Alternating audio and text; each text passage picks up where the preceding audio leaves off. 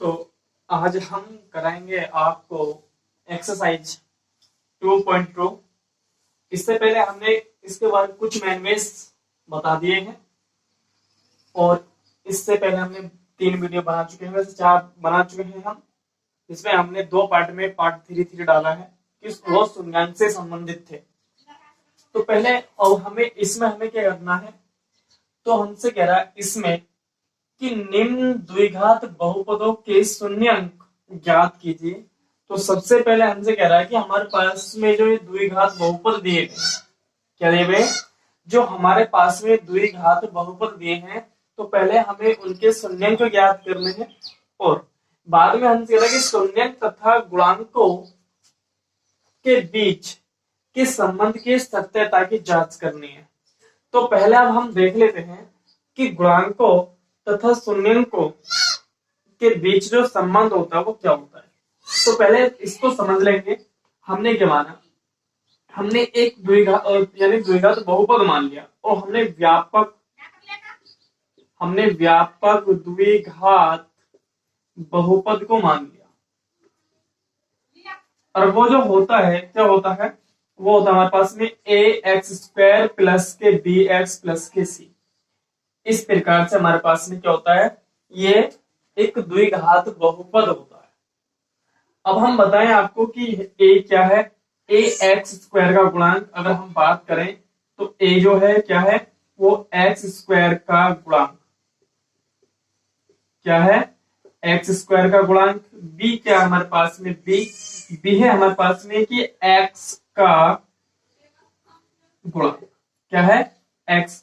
और c क्या हमारे पास में, ये है अचर पद। क्या है ये, अचर पद। इनको जानना बहुत जरूरी है कि हम इनकी सहायता बगैर, इनको जाने बगैर हम कुछ नहीं कर सकते। तो हमारे पास में x² गुणांक क्या होता है, a है, और x गुणांक b है, और c जो होता है हमारे पास में वो अचर पद होता है। तो ये आपको समझ में आ गया होगा। अब हमने मान लिया कि हमारे पास में कोई भी एक बहुपद है, उसके शून्यांक हमने अल्फा और बीटा मानेंगे। कि हमारे पास में कोई भी एक द्विघात बहुपद है और जिसके हमने शून्यांक क्या माना, एक अल्फा माना, एक हमने बीटा। अब हमें यहां से 2 चीज मिलती है, एक शून्यांकों का योगफल और एक मिलता हमें शून्यांकों का, जो शून्यांक है उनका गुणनफल। तो अब बात कर लेते हैं। अब हमारे पास में एक द्विघात बहुपद है। तो अब हम इनके बारे में हम जान चुके हैं कि क्या होता है। अब हम इनके जो शून्यांक और गुणांकों में संबंध है उनकी बात कर लेते हैं। तो शून्यांक क्या है हमारे पास में, गुणांक यह है, और हमसे कह रहा है कि शून्यांक तथा गुणांकों में। तो मैंने आपको गुणांक के बारे में बतला दिया है कि गुणांक है क्या चीज। जो हमारे x² x के साथ में लिखे होते हैं वो गुणांक है, और जो हमारे पास में केवल जहां पर जिसके साथ में हमारे द्विघात है वहां पर पद ना हो तो वो हमारा अचर पद कहलाता है। तो अब बात कर लेते हैं इससे आगे कि हमें इससे आगे क्या पढ़ना है। तो अब बात करते हैं शून्यांकों का योग। जो हमारे पास में शून्यांक है, तो शून्यांकों का योग होता क्या। तो हमारे पास में 2 सूत्र है, इनको आपको याद करना है। तो पहला हमारे पास शून्यांकों का योग। तो जो शून्यांकों का योग होता है वो हमारे पास होता है माइनस के x का गुणांक बटे x² का गुणांक। अब हमारे पास में जो मानक बहुपद था क्या था, वो था ax² प्लस के bx प्लस के c। हमारे पास में ये था। तो अब देखेंगे हमारे पास में हमने इस बहुपद के शून्यांक का माने अल्फा इंटू बीटा। तो शून्यांक का योग अर्थात हम कहते हैं अल्फा प्लस के बीटा। ठीक है, कहते हैं अल्फा प्लस बीटा।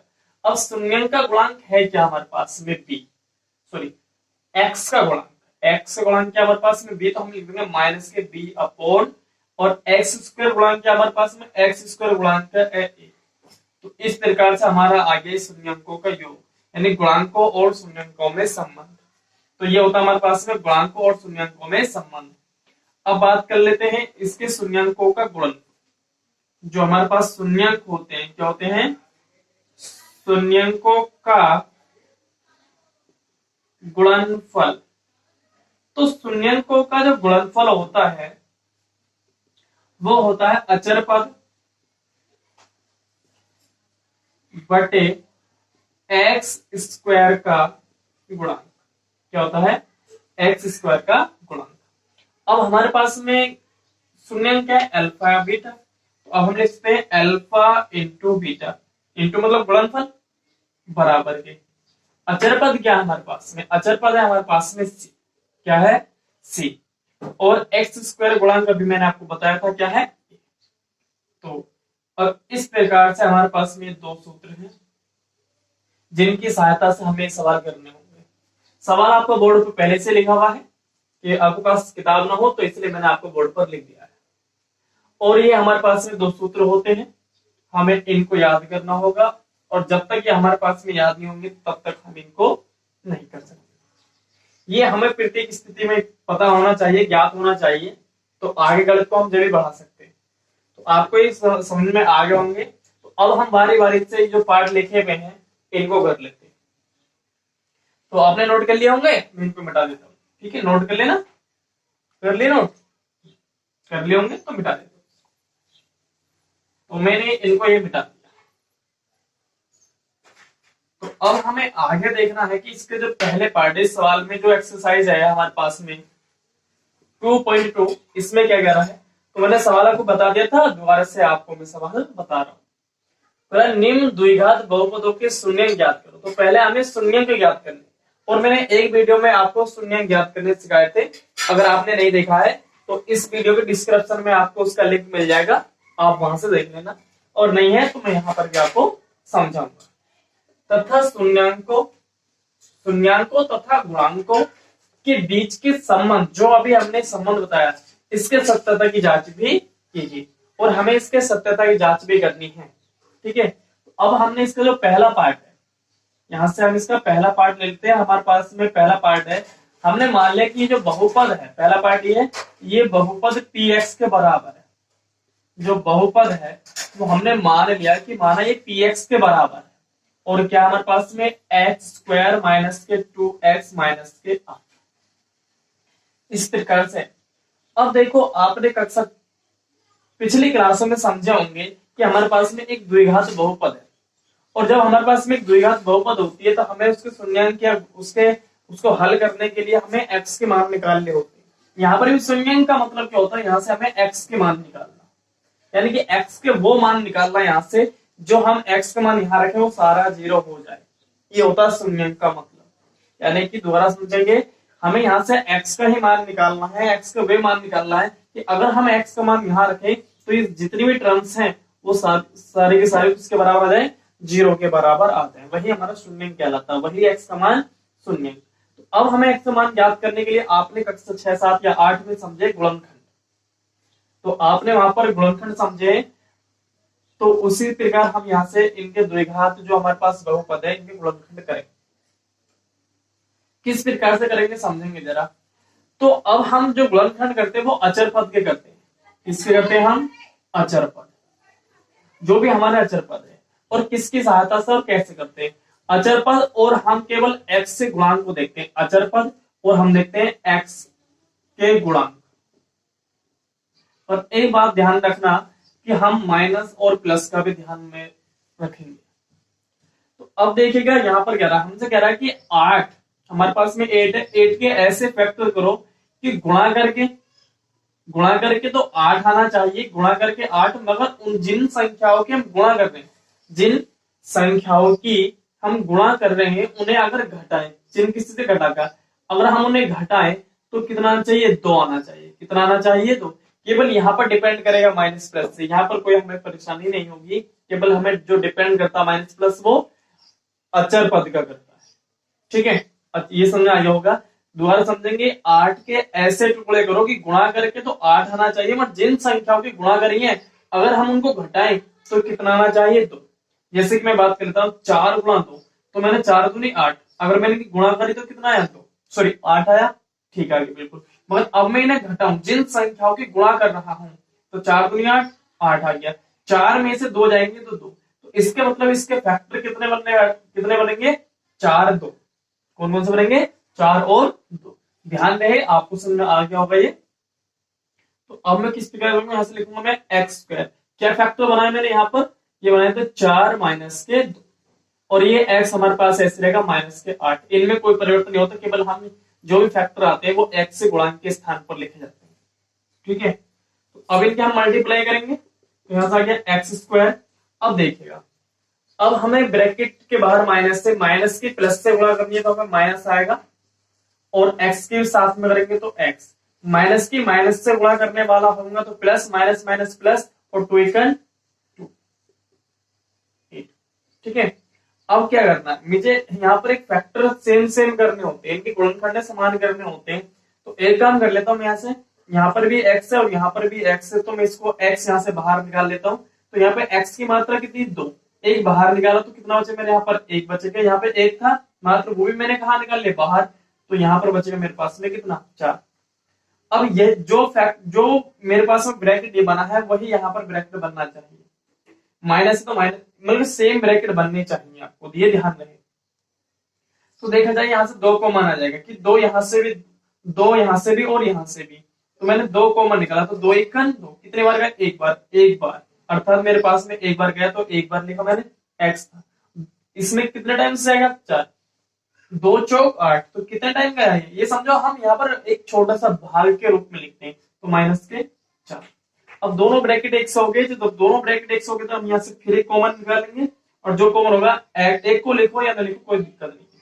तो यहां से आएगा x माइनस के 4, और ये हो गया हमारे पास में x प्लस के 2। तो अब हमारे जो बहुपद था, इस बहुपद के हमने क्या कर लिया, जो हमारे पास थे उसके हमने गुणनखंड कर लिए, मगर हमें शून्यंक ज्ञात करने। तो यहाँ पे लिखेंगे शून्यंक ज्ञात करने के लिए, इस लाइन को यहाँ पे लिखना जरूर, शून्यंक ज्ञात करने के लिए, शून्यंक ज्ञात करने के लिए हमें करना होगा, जो हमने px माना था उसको हमें 0 के बराबर मानना होगा। किसके बराबर मानना होगा, 0 के बराबर। क्या करने के लिए, शून्यंक ज्ञात करने के लिए। तो अब हमारे यहाँ पे क्या चला था, px, तो px के स्थान पे क्या रखना, हमें शून्य रखना। तो आ जाएगा हमारे पास में x माइनस के 4 और x प्लस के 2, और px के स्थान पे रखना हमें 0। अब इनको बारी बारी से 0 के बराबर कर लेंगे। क्या कर लेंगे, 0 के बराबर। हमने माना, यदि हमने मान लिया, यदि हमारे पास में x माइनस के 4 बराबर 0 हो, तो x का मान कितना आने वाला होगा, 4। क्या आने वाला होगा, 4 आने वाला होगा। यदि हमारे पास में जो हमारे पास में x, जो इसका दूसरा गुणनखंड है, क्या है हमारे पास में x प्लस के 2, अगर हम इसको 0 के बराबर कर लें तो x का मान कितना आएगा हमारे पास में, माइनस के 2। तो हम माइनस से प्लस को साइड में गए माइनस, तो हम लिख सकते हैं, अतः यह हम इसमें यहाँ पर बहुपद किसके, जो px माना था, px के जो शून्यंक है, क्या है हमारे पास में 4 और क्या है, 4 और माइनस के 2 है। तो हमसे पहले कह रहा था उसने कि निम्न बहुपद के शून्यंक ज्ञात करो। तो अब हमने शून्यंक ज्ञात तो कर लिए हैं, क्या ज्ञात कर लिए, शून्यंक ज्ञात कर लिए हैं। अब हमसे कह रहा था कि शून्यंकों तथा गुणांकों के बीच के संबंध की सत्यता की जांच करो। तो इसको नोट करेंगे, होगी नोट, ओके। वीडियो को रोक लेना, अगर आपसे नोट नहीं हुआ तो वीडियो रोक रोक के आप कर सकते हैं। तो अब मैं करता हूं इसके शून्यंकों और गुणांकों के बीच में सत्यता की जांच। तो अभी मैंने आपको बताया था किस प्रकार से कि जो हमारे पास में शून्यंक है, क्या है, शून्यंकों का योग क्या होता है, शून्यंकों का योग होता है हमारे पास में अल्फा प्लस के बीटा, और ये हमारे किसके मान है, अल्फा बीटा के मान है। जो शून्यंक मानते हैं, हमें किसी को अल्फा मान लो किसी को बीटा, इससे कोई दिक्कत नहीं है। अब हमारे पास में अल्फा का मान कितना, 4, बीटा का मान कितना हमारे पास है माइनस के 2, तो हम इसे क्या लिख सकते हैं, 2 लिख सकते हैं। मगर हमारे पास अब ये माइनस का 2 है, अब क्या होता है, अब होता है पर इसे मैं लिख सकता हूं, इसका बटा 1 भी लिख सकता हूं, और मैं इसको यहाँ पे ये लिखता हूं माइनस और माइनस। क्यों, क्योंकि मुझे पता है जो मेरे पास बहुपद है, तो मैं लिखूंगा कि माइनस एक्स का गुणांक, इसको मिटा देता हूं मैं आगे से, माइनस एक्स का गुणांक बटे एक्स स्क्वायर का गुणांक। तो देखिएगा एक्स का गुणांक भी कितना है, यहाँ पर माइनस के 2 है, वो लिखा हुआ यहाँ पर माइनस के 2। एक्स का गुणांक कितना है, 1 है, तो 1 है। तो इस प्रकार से हमें क्या करना होगा, इनमें शून्यांकों तथा गुणांकों में संबंध की जांच करनी होगी, यानी सत्यता की जांच हम कर रहे हैं। यहाँ पर लिख देना, आप यहाँ पर लिख देना सत्यता की जांच, सत्यता की जांच, कितने में, सत्यता की जांच।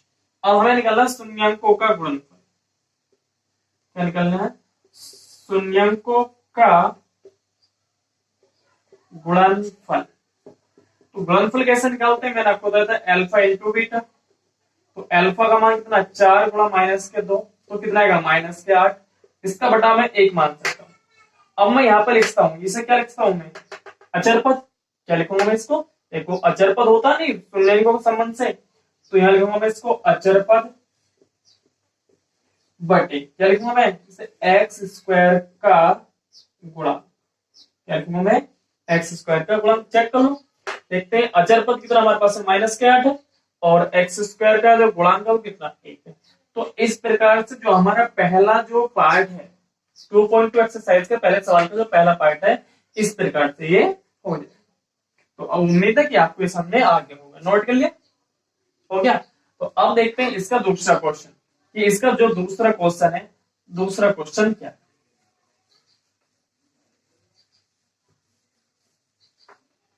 तो इसका दूसरा पार्ट है हमारे पास में,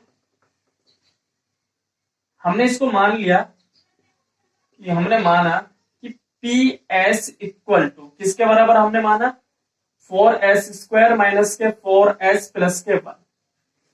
अब हमें क्या करना है, इसके शून्यांक ज्ञात करना, क्या ज्ञात करना है हमें, इसके शून्यांक। तो अब देखें, ये पहले वाले जो पार्ट था उससे डिफरेंस है। कैसे डिफरेंस है, कि अब जो पहला पार्ट था वहां पर एक्स स्क्वायर के गुणांक नहीं दिया हुआ था, क्या नहीं दिया हुआ था, एक्स स्क्वायर का गुणांक नहीं दिया हुआ था। अब हमें क्या करना है, यहाँ पर एस स्क्वायर का गुणांक दिया हुआ। अब हम क्या करेंगे, जो हमारे पास में एस स्क्वायर है उसके गुणांक की जो गुणा होती है वो अचर पद में होती है। किसमें होती है, अचर पद में होती है। तो पहले हम करेंगे इसके अचर पद में गुणा, और यहाँ पर जाएगा 4 एकम 4। तो अब अपने माइंड में यहाँ पर सोचिएगा, यहाँ पर 4 है, अब 4 के हमें ऐसे फैक्टर करने, 4 के ऐसे फैक्टर करने की गुणा करके 4 आए, और जिनकी गुणा करके उनको जोड़े, आपको जोड़ना चाहिए ना, प्लस जोड़े तो कितना चाहिए, 4। तो 2 गुणा 2, और 2 और 2 4। तो ये उम्मीद है कि आपको समझ में आ गया होगा कि 4 हमने कैसे माना। लिखेंगे हम ये कि बस यहाँ पर अपने माइंड में फिक्स कर लेंगे कि यहाँ पर 1 नहीं बल्कि कितना है, 4 है। तो ये आपको समझ में आ गया। तो इसके फैक्टर बने थे हमारे पास में, कितने बने थे, मैंने कहा था एक्स के या एस के गुणांक के स्थान पे लिखेंगे। तो यह लिखेंगे 2 प्लस के 2, एस ये ऐसा आएगा, और हमारा अचर पद इसी प्रकार आ जाएगा। तो यह लिखेंगे एस स्क्वायर माइनस, अब इसकी मल्टीप्लाई करना 2 एकम 2 बन जाए 2, और यहाँ पे ये एस आ जाएगा, माइनस की प्लस से गुणा करनी है तो माइनस आएगा, और 2s प्लस के 1। अब हमें करना होगा इन दोनों में से फैक्टर बनाना होगा, फैक्टर बनने हैं, गुणनखंड बनने हैं। तो यहाँ से s कॉमन आएगा, 2b कॉमन आएगा। तो यहाँ से 2s हमने बाहर निकाला, तो यहाँ पर 2 4 है, 2 बाहर निकल रहा है, तो गुणा करेंगे, मतलब भाग देंगे, तो कितना पहुंचेगा, 2 दूनी 4। तो कितने टाइम गया, 2 टाइम्स, 2 टाइम्स यहाँ पर s, और यहाँ पे केवल 2s था, वही हमने बाहर निकाल लिया। तो कितने टाइम जाएगा, 2 1 टाइम्स माइनस। अब देखो हमें यहाँ पर इन दोनों में ब्रैकेट यही बनाना जो यहाँ पर बना है। तो एक काम करते हैं, अगर हम यहाँ से माइनस का 1 बाहर निकालें, माइनस का 1 बाहर निकालें, तो यहाँ पे कितना हो जाएगा, 2s। जब माइनस बाहर निकाला तो यहाँ पर क्या हो जाएगा, माइनस हो जाएगा प्लस के स्थान पर। ध्यान रखना, अगर हम किसी ब्रैकेट में अगर हम माइनस बाहर निकालते हैं तो ब्रैकेट के अंदर वाले जो चिन्ह है वो चेंज हो जाते हैं, प्लस वाला माइनस और माइनस वाला प्लस में हो जाता है। तो अब हमने माइनस बाहर निकाला, ब्रैकेट लगा रहे, तो प्लस वाला किसमें हो गया, माइनस में, और माइनस वाला किसमें हुआ, प्लस में। अब ये दोनों फैक्टर क्या हुआ, सेम हो, एक जैसे हो गए। जब एक जैसे फैक्टर हो गए हैं तो अब हमें करना होगा इनको बाहर निकालना। दोनों ब्रैकेट एक जैसे, फैक्टर नहीं बोल सकते, ब्रैकेट दोनों एक जैसे हो गए, और यहाँ पर क्या हुआ, 2s माइनस के बाद। अब दोनों ब्रैकेट ये एक जैसे हो गए, गुणनखंड एक जैसे। अब हमें करना होगा, हमें अभी मैंने आपको दिया था कि शून्य ज्ञात करने के लिए, क्या ज्ञात करने के लिए, शून्यंक ज्ञात करने के लिए क्या करना पड़ता है हमें, जो हमारे पास में पी एस है, क्या है, पी एस बराबर क्या रखना पड़ेगा हमें, 0। क्या ज्ञात करने के लिए, शून्य के ज्ञात करने के लिए पी एस बराबर क्या रखना होगा, हमें 0 रखना होगा। तो अब देखेंगे जरा, तो रखेंगे यहाँ पे ये 2s माइनस के 1 और यहाँ पर आएगा 2s माइनस के 1 और इक्वल टू 0। तो मैं इस साइड में कर दे रहा हूं, शायद यहाँ पर ना दिख रहा हो। अब यहाँ पर क्या होगा, हमने मान लिया, यदि हमने कहा क्या कि जो 2s माइनस के 1 बराबर 0 है, तो s बराबर, ये माइनस कहा तो किसमें, प्लस में, और गुणा में है तो कहां पर जाने वाला होगा, भाग।